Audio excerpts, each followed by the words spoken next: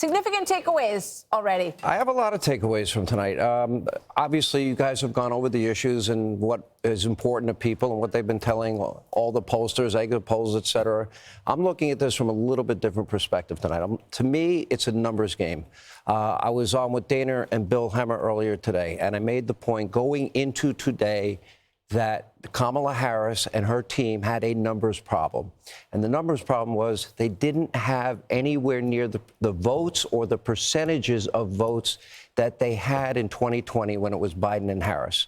Now, that's a math problem that you have to overcome with unprecedented day of voting, which Democrats are not used to doing.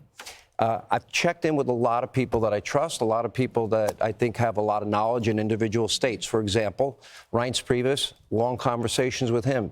He feels that the turnout was so massive for Republicans in the lead up to today, and that the Democrats did not show up in the numbers that would be needed to overtake that early lead that was built up in the early voting. And that's also backed up by Mark Halperin. If you took a look, he's been doing a really good job analyzing numbers, I think. Now, in Philadelphia, I'm trying to get an answer that I'd like an important question to. I did notice other networks, they kept showing Temple University and a massive line of students. Okay. The only problem was, if you go back to early voting in 2020, the Democrats had a 1.1 million vote lead heading into Election Day. This year it was about 400,000. So that's a 700,000 vote decline in a year. That would mean today they would have needed massive turnout. They would need massive turnout, yes, at the universities. It seems like they got it.